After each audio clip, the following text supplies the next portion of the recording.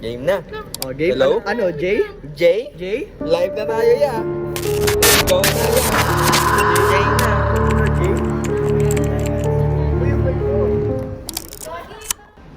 Sometimes, the people who feel the most real are the ones who are never really here. Ang intro, ganun agad. Saan ko yan? Pasensya na. Nabasa ko kasi ako na short story na Kiss by, sino yun? Carlos Ruiz Zafron. Carlos Luis.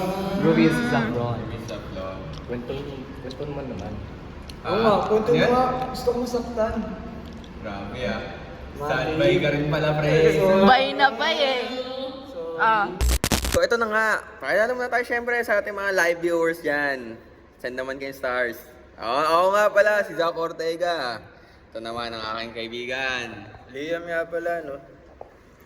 Yosa. Leonard. Ako si Ace Daryl. Ayun. Zaira. Hey fam, it's Russell here. Yes, and Lian. Grabe naman na itong mga intro na itong mga ating tropa, pre. Kala mo, nasa Star Show. Ito nyo na nga, ay kiss lang, malabok-laptapan dyan. Ito si Laplapan, no? So let's cut to the chase. Ito nga, about siya sa isang prisoner na nakalaya na. Tapos, ayun, syempre wala siyang matiran kasi matagal nga daw siya nakakulong.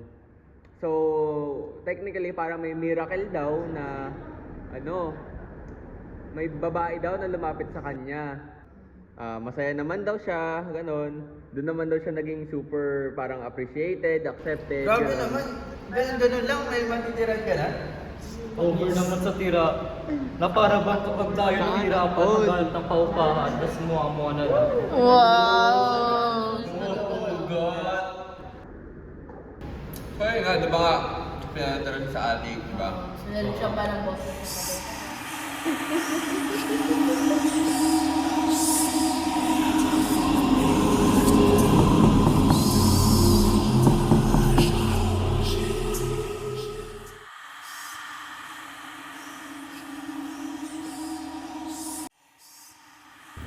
One man's hell is another's paradise lost.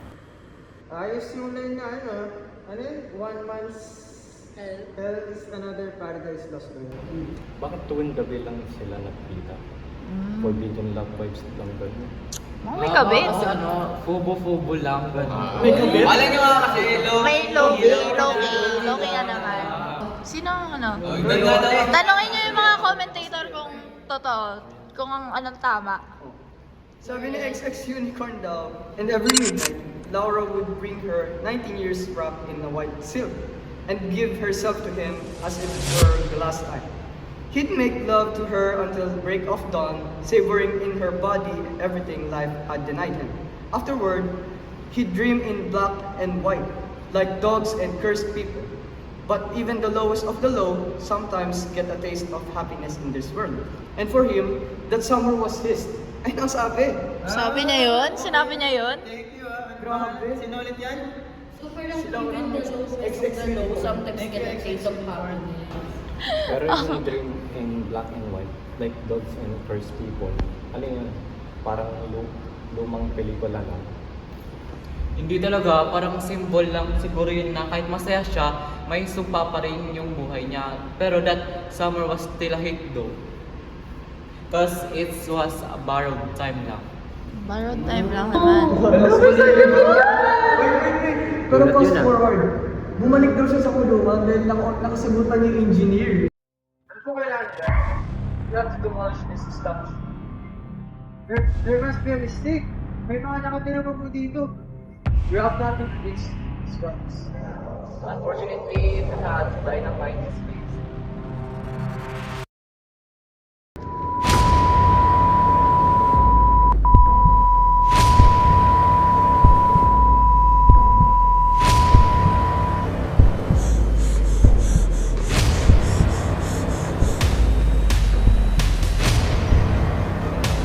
Laura, asan ka? Laura.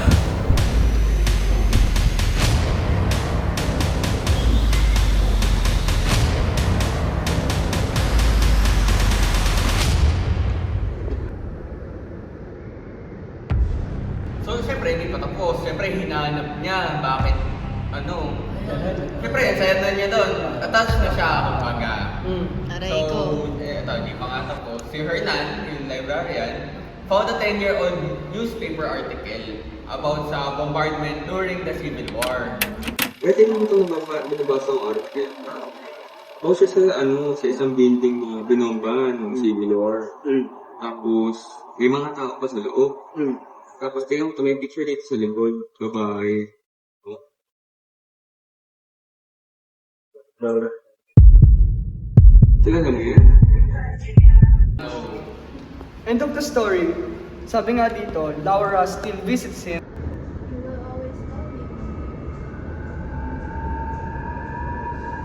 Ano ba mas pwede niyang isagot, di ba? Siyempre, it's always a yes. Yes! Wait lang, parang kulang tayo. 1. Ano ba tayo kanina dito? 6 na lang tayo. Bago kayo. Huwag na kami magkaroon ng ganyan. Ito nga kasi talaga 7 tayo pumasok dito. Bago. Ano yun? Yung mauna ako. Ano pangit ang trip niya? Bahala kayo dyan. Hindi ako mauna. Ano live stream? Ano dito? Ikaw naka-live ka rin naman eh.